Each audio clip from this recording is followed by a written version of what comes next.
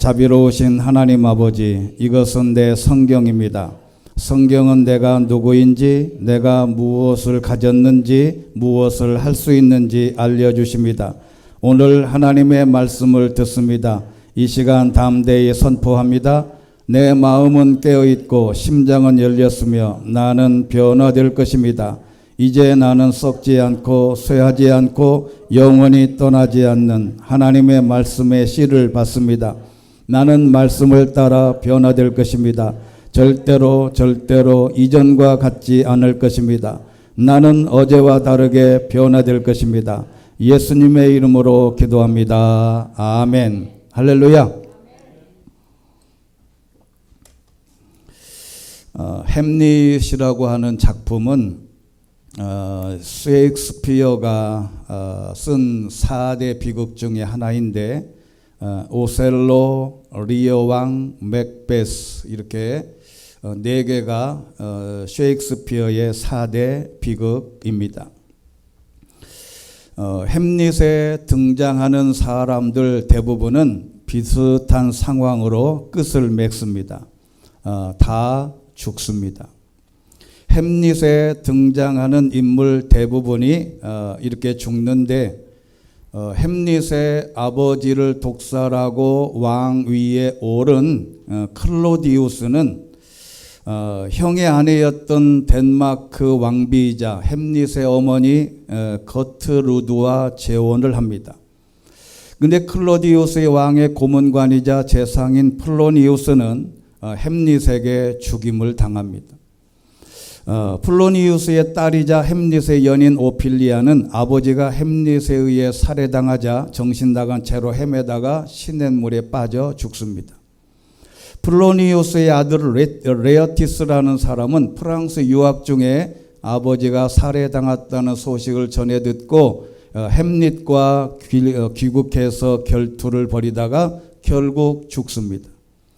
햄릿도 죽고 등장하는 모든 사람들이 다 죽는 것으로 비극적인 최후를 맞이하게 됩니다. 인간이 죽는 것은 비극이요, 사는 것이 축복일 수 있는데 인간의 삶 자체가 모두가 다 비극입니다. 왜냐하면 모두가 다 죽기 때문에 그렇습니다. 그래서 성경은 이렇게 말합니다. 시편 90편 10절에 있는 말씀 같이 한번 읽겠습니다. 시작. 우리의 일생이 70이고 혹시 힘이 남아 더 살아봤자 80인데 그저 고통과 슬픔의 연속이며 그것도 금세 지나가니 우리가 멀리 날아가 버리는 것 같습니다. 아멘. 70이면 60만여 시간이고 80이면 70만여 시간, 100세를 살면 87만 6천 시간입니다. 그래서 죽음을 알아야 삶이 깊어지는데, 그래서 사도 바울은 늘 말하기를 나는 날마다 죽는다 이런 말도 하셨습니다.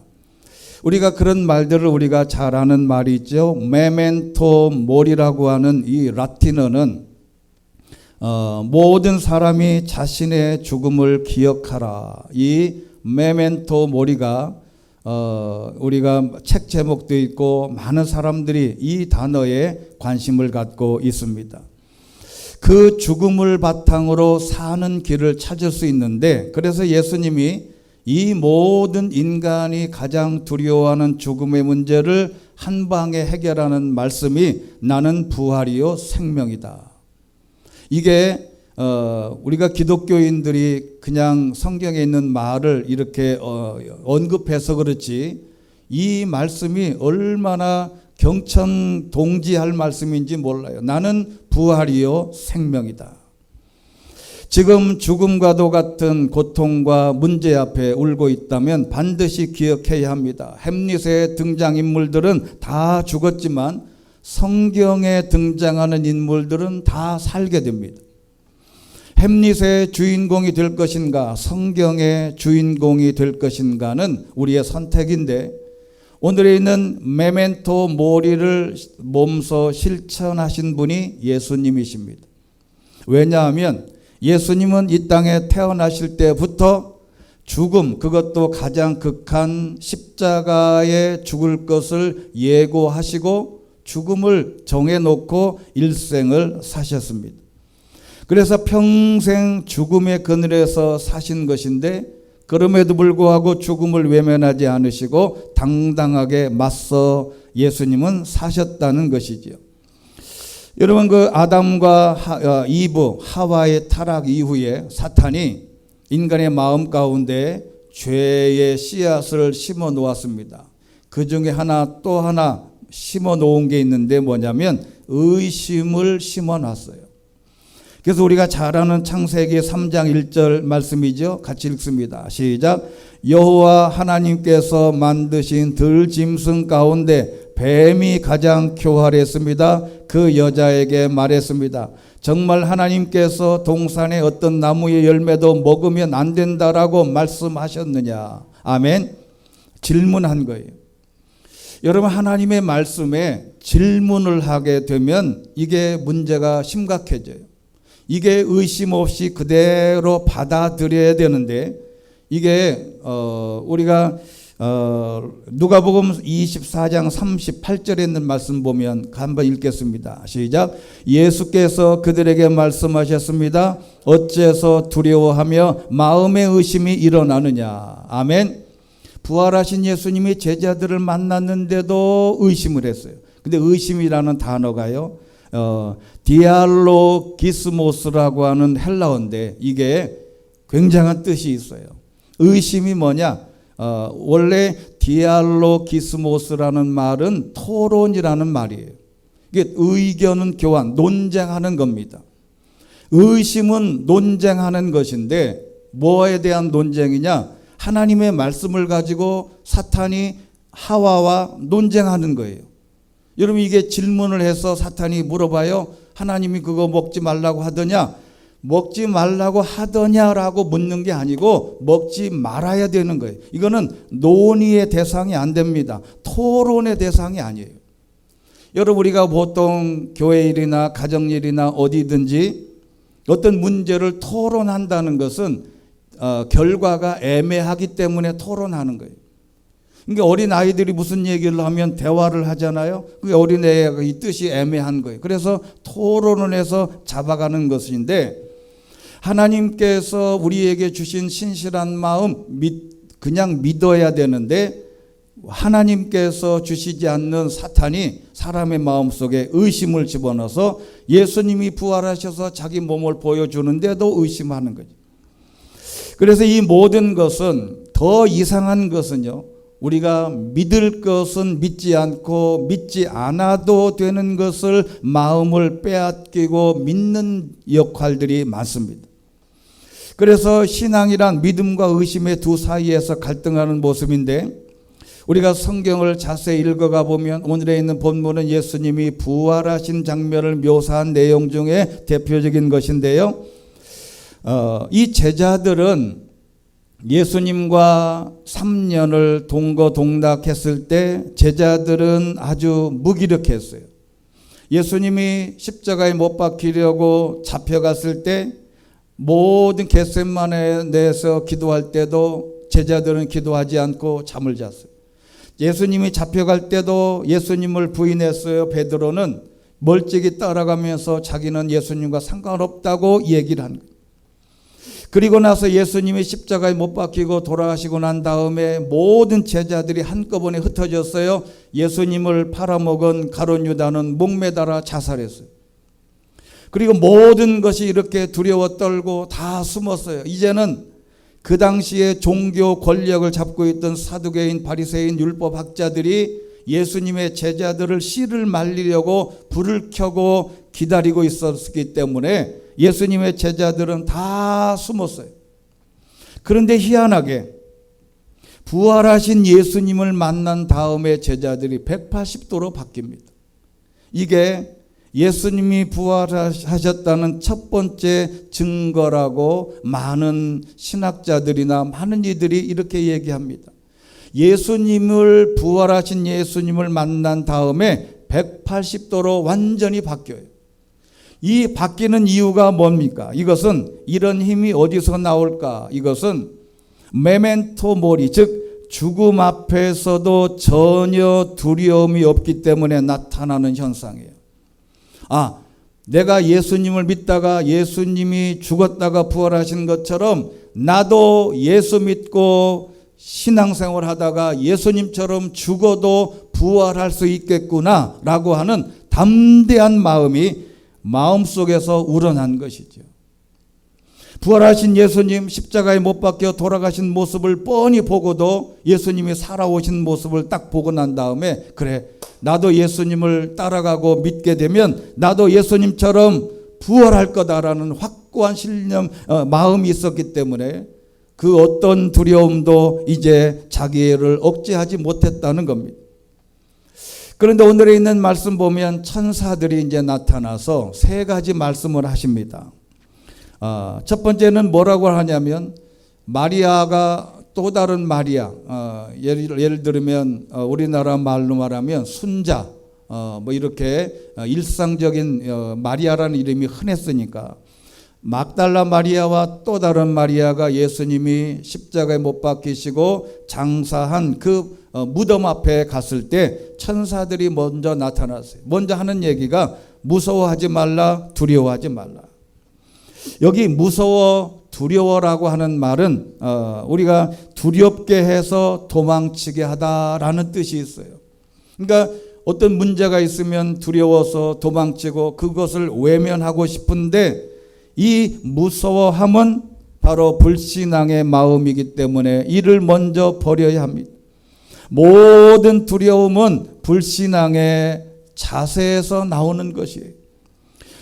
그런데 이 말씀은 조금이라도 귀담아 들었다면 이 제자들이, 이 여인들도 두려워 떨지 않게 될 거예요. 그 뭐냐면 마태복음 16장 21절, 이 말씀은 예수님이 십자가에 못 박혀 돌아가시기 전에 늘 했던 말씀이에요. 반복적으로 계속 리피트한 거예요. 다시 한번 읽겠습니다. 시작. 그때부터 예수께서는 자신이 마땅히 예루살렘에 올라가서 장로들과 대제사장들과 율법학자들의 손에 많은 고난을 당해야 할 것과 죽임을 당했다가 3일 만에 다시 살아나야 할 것을 제자들에게 드러내기 시작하셨습니다. 아멘. 근데 여러분요, 사람은 자기가 생각하는 대로만 들려요. 여러분, 우리 권정자 권사님이 이제 차를 이제 운행하면 권정자 권사님이 지하철에서 내리면 꼭 문자를 보내요. 목사님, 역에 도착했습니다. 오늘도 운행을 하는데 목사님 도착했습니다. 문자가 온 거예요. 그래서 지하철 그 연신내 3번 출구로 딱 갔더니 안 나오셨어. 왜 안 나오셨지? 늘 여기 서 계셨는데. 전화했더니 권정규 정사님이 저 어머니 뵈러 면회하러 원주 왔어요 그러는 거예요. 아니 근데 문자에는 온다고 지금 도착했다는데. 그래서 제가 다시 문자를 확인했더니 이렇게 써 있어요. 목사님 저 원주 왔어요. 어머니 면회하러 왔습니다. 이게 무슨 얘기냐면 내가 듣고 싶고 보고 싶은 것만 본 거예요. 이런 사람들이 자기의 지식의 수준대로 듣고 자기가 생각한 대로 듣고 싶은 것만 들어요. 이 제자들이 예수님을 따라다녔던 수많은 사람들이 예수님이 이 말씀을 계속해서 얘기했는데 예수님이 고난당하고 죽음을 당했다. 여기까지만 다 알아들은 거예요. 3일 만에 부활할 거다. 이 말은 전혀 염두에 두지 않았어요. 그러니까 제자들이 마리아하고 또 다른 마리아가 예수님의 무덤가에 딱 가서 천사가 딱 맞닥뜨리니까 이게 얼마나 두려웠겠어요. 이 3일 만에 부활 다시 살아날 것을 확신했으면 가서 두려워할 것도 없어요. 예수님을 만나러 가셨겠죠. 그런데 두 번째는 이 천사들이 와서 보면 와서 봐라. 무덤으로 데리고 갔어요. 예수님이 여기 누우셨던 곳인데 예수님이 없지 않냐? 예수님이 없으니까 가서 누우셨던 곳을 봐라. 여러분, 인간을 의심하는 인간의 본능을 이해하시고 확인하려고 와서 보라고 천사가 얘기한 거예요. 그리고 나서 세 번째는 빨리 가서 전해라. 주님이 죽은 자 가운데서 살아나셨다. 이 말을 가서 제자들에게 빨리 가서 전해라. 자, 여러분, 우리가 성경을 보다가 의아스러운 게 있어요. 3년 동안 예수님을 그렇게 따라다녔던 12명의 제자, 한 사람은 배신하고 11명이 이 여인들보다 못했어요.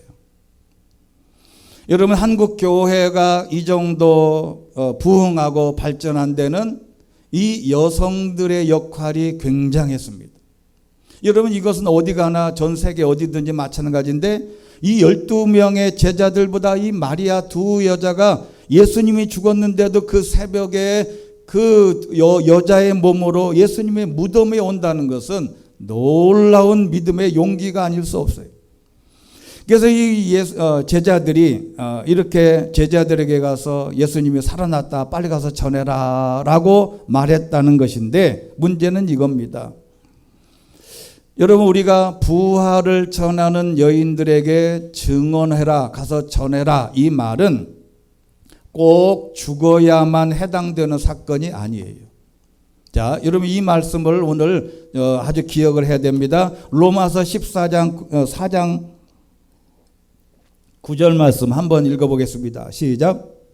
아브라함은 100세나 돼 이미 자기 몸이 죽은 것 같고 사라의 태가 죽은 것 같음을 알고도 믿음이 약해지지 않았습니다. 할렐루야. 이런 삶의 자세가 중요한데, 내가 당하고 있는 모든 사건과 문제 앞에 가져야 할 믿음의 본질이에요. 꼭 죽어야만 되는 게 아니고 모든 삶에서 예수님이 부활하셨다는 것을 증명하는 방법이 딱 하나입니다. 그게 뭐냐면, 적용하자면 죽어도 시신이 돼도 살았는데 다른 것이야 비교도 안 된다는 믿음의 적용이에요. 내가 끝났다고 생각하는 순간 이 믿음을 적용해야 합니다. 반드시 소망을 이야기해야 한다는 것입니다. 해결할 수 있다, 할 수 있다, 실망하지 마라, 가능하다, 이런 것이 바로 부활의 믿음의 증인이 되는 거죠. 누가 조그마한 문제가 있으면 너도 이제 끝났다 인생, 그래서는 뭐 어떻게 되겠냐, 너 이제는 너 소망이 없어 라고 말하는 게 아니고, 어떠한 경우에라도 소망이 있다고 말하는 게 부활의 증인이 되는 것입니다. 그래서 8절에 있는 말씀이 놀라운 말씀이 있어요. 여기 보면 한번 읽겠습니다. 오늘 본문 시작. 그러자 여인들은 서둘러 무덤을 떠났습니다. 그들은 두려우면서도 한편으로는 기쁨에 가득 차 제자들에게 알리려고 뛰어갔습니다. 할렐루야. 여러분, 우리가 믿음의 신앙을 소유하는 것은요, 두려워하면서도 기쁨이 가득 찬 상태예요. 어떠한 경우에도 문제가 생기면 두렵기는 해요. 그러나 그 두려움의 모든 문제를 해결할 수 있다는 하나님의 말씀 때문에 기쁨이 가득 차야 되는 줄로 믿습니다.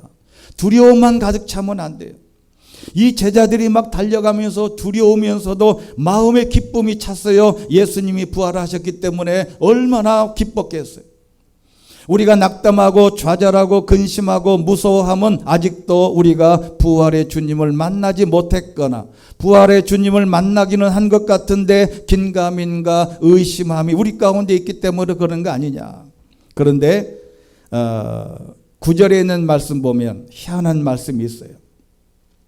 제가 이제 이 말씀을 준비하면서 고민한 말씀인데, 그때 갑자기 제자들하고 대화를 하고 있는데 갑자기 예수님이 딱 나타나셔서 뭐라 그러냐면, 갑자기 예수께서 여인들에게 나타나셔서 말씀하셨습니다. 평안하냐라고 물었다는 거예요. 왜 이런 말도 안 되는 상황을 이게 두 마리아 여인들에게 예수님이 말씀하셨을까? 여러분, 이 단어가 제가 거슬렸어요. 여러분, 어떻게 갑자기 나타나셔서 평안하자고 물었냐? 이미 예수님이 십자가에 못 박혀 죽은 줄 알고 많은 사람들이 두려워 온 동네 예루살렘이 들썩인다는데 어떻게 불안에 떨고 있는 이 상황이 이 여인들에게 나타나서 예수님이 위로는 못할 망정 평안하냐? 이렇게 물었다는 거예요. 여러분, 이해가 되지 않지 않습니까? 그래서 이 본문을 가만히 읽다가 이게 평안하냐라고 하는 단어의 가 샬롬인 줄 알고 제가 찾아봤더니 샬롬이 아니에요. 여러분, 샬롬이라는 것은 평안이라는 개념인데 이 평안하냐라고 묻는 이 단어는 무슨 말이냐면 안녕, 우리나라 말로 그 뜻이에요. 안녕하세요, 손은 들고 안녕, 잘 있었어, 이 뜻이라고. 그러니까 여러분, 이게 제가 이 단어를 보고 소름이 돋았어요. 왜 그러냐면 예수님의 부활 사건이 죽음에서 살아나신 이 시대의 역사적이고 인류 역사에 그야말로 경천동지할 만한 사건임에도 불구하고 예수님은 그냥 어제 만났다 헤어진 것처럼 제자들에게, 마리아에게 평범하게 그냥 안녕이라고 했다는 거예요. 이 말씀은 하나님에게는, 예수님에게는, 믿는 사람들에게는 하나님의 도우심으로 겪는 모든 일들이 평범하게 느낄 만큼 기적도 평범하다. 죄송하지, 한번 따라해 보겠습니다. 기적도 일상이 된다. 여러분, 그냥 부활 그거 별거 아니야. 예수님이 아주 시크하게 어제 만났다 그냥 아무 일도 없이 만난 것처럼 안녕, 그 뜻이에요. 여러분, 이 말씀을 보고 굉장한 마음의 위안이 된 것이에요. 왜냐하면 내 삶에 이해되지 않고 사건과 문제를 만났다고 호들갑 떨 일도 아니고, 문제가 죽음과도 같은 문제가 해결됐다고 해서 호들갑 떨 일도 아니고, 그냥 평범한 사건처럼 느끼고 대할 수 있는 강력한 믿음을 소유할 수 있게 되기를 주의 이름으로 축원합니다.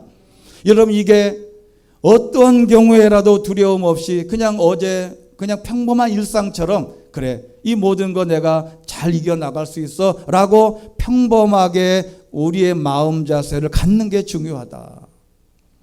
그래서 10절에 있는 말씀 보면 예수님이 이렇게 말씀하셨어요.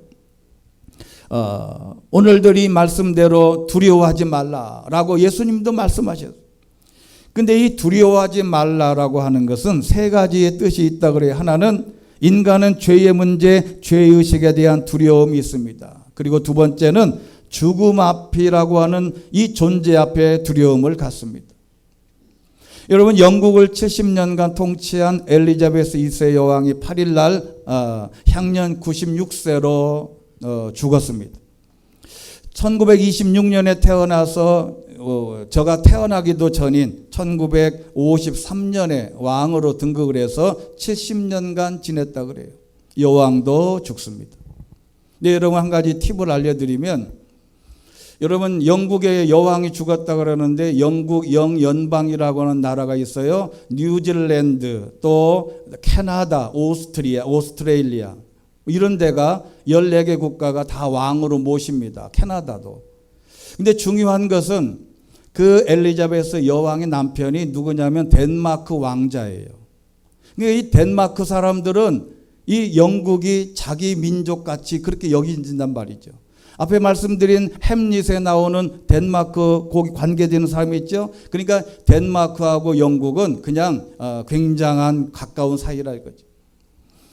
여러분, 그래서 영국이나 캐나다, 호주, 뉴질랜드 모든 여왕이 됩니다. 지금도 마찬가지예요. 여러분, 여왕도 죽고 거지도 죽고 아프리카인, 유럽인 또 모두가 다 죽습니다. 이 죽음 앞에는 장사가 없습니다.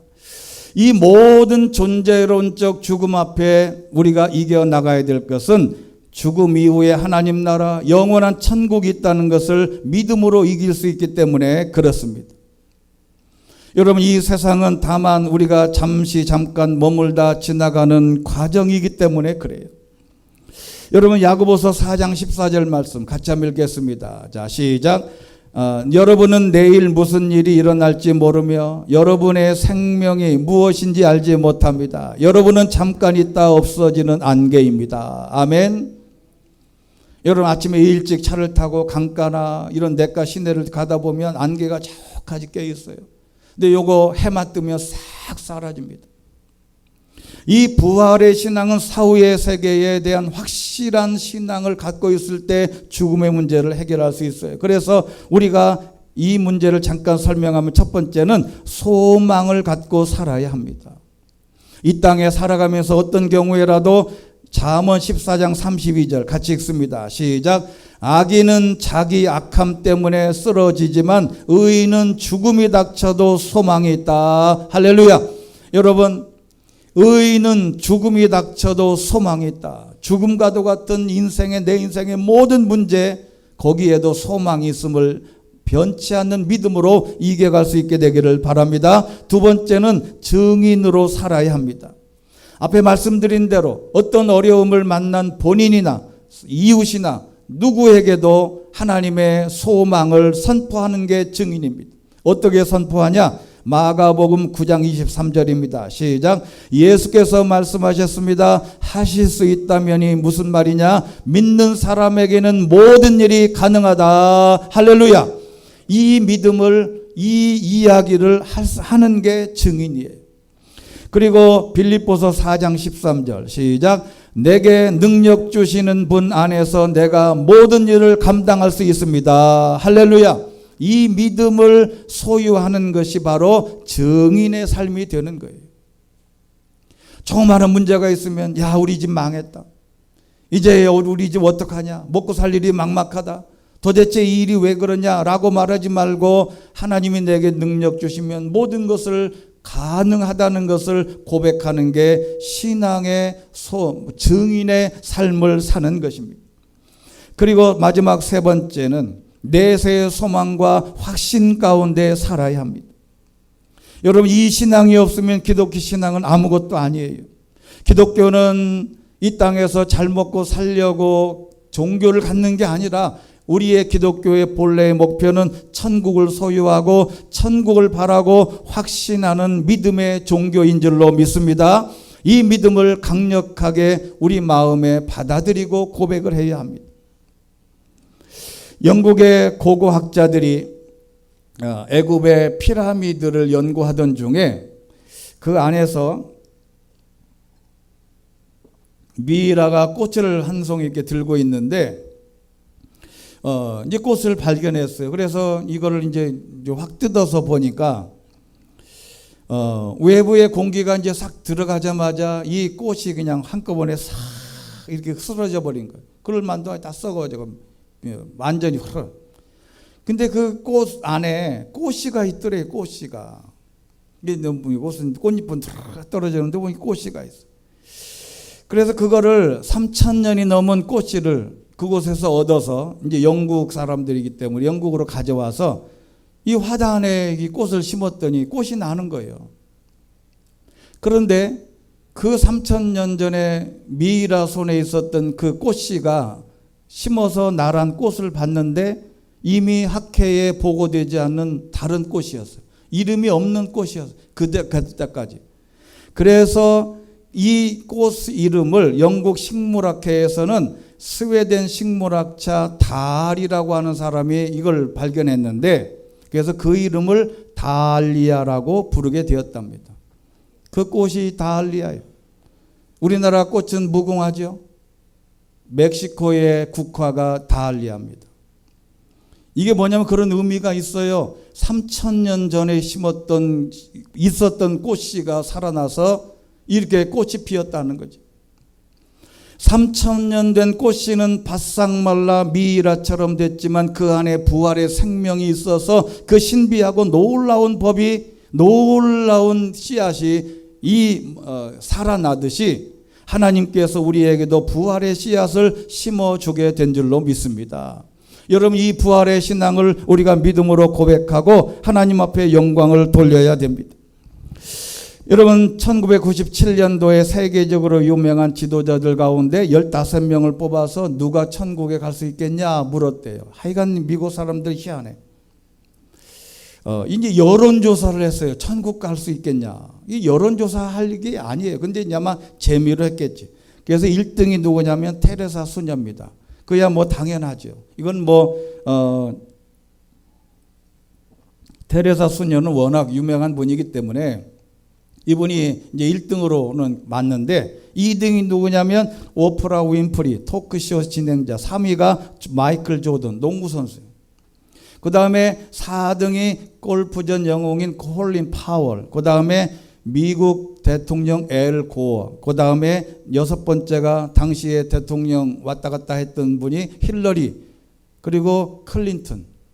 그래도 클린턴이 뭘 잘못했는지 부인이 먼저 앞에 가 있는 거 보면 희한해요. 여러분, 그런데 여론조사에 응답한 사람의 87%가 자신도 천국에 갈 수 있다고 믿고 있더래요.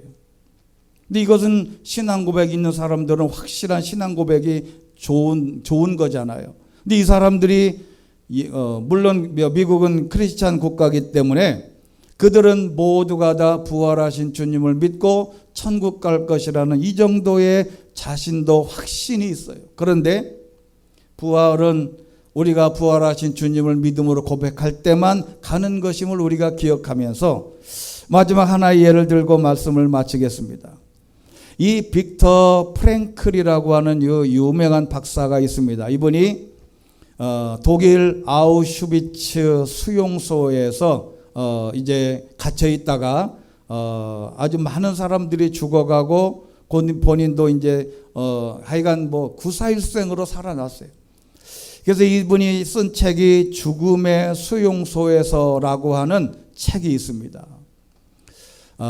이 책은 우리 성도님들이 꼭 한번 읽어봤으면 좋은 책인데 이게 대단한 책이거든요. 근데 여기 테헤란에서의 죽음이라고 하는 이야기가 나옵니다. 언젠가 제가 문자로도 말씀을 드린 적이 있는데 이걸 꼭 기억을 하셔야 돼요.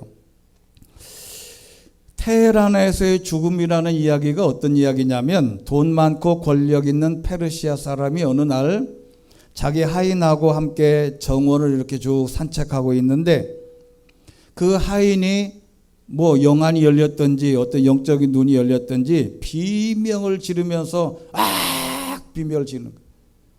그래서 왜 그러냐 그랬더니 내가 방금 죽음의 신을 봤다. 우리나라에도 저승사자가 우리를 데리러 온다 그러잖아요. 어떤 사람은 잠자다가 이렇게 죽기 전에 저승사자가 와가지고 아니 꿈속에 막 이런 게 있잖아요. 거기도 그런 아마 이런 스토리가 있는 것 같아요. 그 죽음의 신을 봤는데 그래서 이 죽음의 신이 자기를 데려가겠다고 위협했다는 거예요. 내가 너 데려가겠다 그랬다. 그러면서 하인이 여기 있다가는 내가 죽게 됐으니 하인이 주인 보고 주인이 타는 아주 명마, 좋은 말을 빌려달라고 내가 이 말을 타고 내가 테헤란으로 도망치겠다는 거예요. 그래서 주인이 이 하인이 죽으면 안 되니까 신실한 하인을 살리기 위해서 말을 하나 내줬어요. 그랬더니 이 하인이 그 말을 타고 테헤란 그 도시로 막 도망가 버렸어. 자는 살았다 이거지. 근데 말을 타고 허겁지겁 테헤란으로 떠났는데 주인이 발걸음을 돌려서 자기 집으로 이렇게 딱 오는데 자기도 딱 보니까 죽음의 신이 딱 보이는 거예요. 그래서 이제 이 죽음의 신과 마주치고 죽음의 신에게 물었다는 거 아니에요. 왜 그대는 내 하인을 겁주고 위협했냐? 나도 위협할 거냐? 이렇게 물었다는 거예요. 그랬더니 죽음의 신이 이렇게 대답을 했어요. 아주 유명한 말입니다. 위협하지 않았습니다. 다만 오늘 밤 그는 그를 테헤란에서 만나기로 계획을 세웠는데 그가 아직 여기 있는 것을 보고 너무 놀랬다는 거지. 여러분 이게 무슨 뜻인 줄 아세요? 이 하인은 말 타고 자기가 죽을 무덤으로 가는 거지. 여러분 하인은 죽음의 장소인 테헤란으로 차원에서 찾아 달려간 것인데 사람들이 믿는 운명이 이런 것이죠. 프랭클린 박사에 의하면 수용소에 갇힌 사람들이 두 가지를 하기를 꺼려한답니다. 하나는 어떤 결정을 내리는 일에 너무 소극적이 된대요. 수용소에 갇히다 보니까 어떤 결정을 하라 그러면 결정을 못 내리는 거예요. 두 번째는 앞장서서 뭐를 하는 것을 두려워하더래요. 왜냐하면 운명의 힘이 무섭기 때문에 그래요. 운명의 힘이 무서워. 그런데 성경에는 이 모든 것을 한 방에 날려주는 귀한 말씀이 있지요. 출애굽기 13장 22절입니다. 같이 읽습니다. 시작. 낮에는 구름 기둥이, 밤에는 불 기둥이 백성들 앞에서 사라지지 않았습니다. 할렐루야. 하나님은 백성들, 개인, 교회, 당신들의 백성들 앞에 가셔서 좋은 것을 예비하시고 하나님께서 선한 길로 인도해 주신다는 것을 세상 사람들은 운명이라고 하고 우리는 하나님의 섭리입니다. 하나님은 합력하여 선을 이루시는, 앞서가셔서 좋은 것을 준비해 주시는 여호와 이레의 하나님이신 줄로 믿습니다. 오늘 결론은 우리의 삶에 어떠한 힘들고 어려운 죽음과도 같은 문제를 맞닥뜨려도 하나님의 말씀으로 견디고 믿음으로 기도로 나가면 그 안에서 소망을 갖게 되고 하나님의 놀라운 섭리를 경험하게 되는 줄로 믿습니다. 우리는 그 부활의 주님을 내 마음의 주인으로 삼아서 어떤 경우에라도 희망과 소망을 갖고 두려워하지 않고 믿음의 길에서 승리하시게 되기를 주의 이름으로 축원합니다. 전능하시고 자비로우신 하나님 아버지, 예수님께서 부활하신 후 제자들과 두 마리아 여인들에게 나타나셔서 두려워하지 말라 말씀하셨습니다. 하나님 아버지, 이 땅에 살아가는 날 동안 우리가 죽음과도 같은 일들을 만나 두려워하고 무서워하고 인생의 많은 어려움 앞에 우리의 주눅이 들어 있습니다. 하나님께서 그러나 우리의 삶에 주께서 선한 길로 인도해 주시고 앞서가셔서 좋은 길로 인도해 주시고 하나님의 놀라운 예수님께서 죽음에서조차도 승리했던 그 부활하신 주님을 내 삶에, 내 가정에, 내 삶에 모든 부분에 적용하여 부활의 소망을 갖고 살아갈 수 있는 놀라운 믿음의 사람들 되게 하여 주시옵소서. 예수 그리스도 이름으로 기도드리옵나이다. 아멘.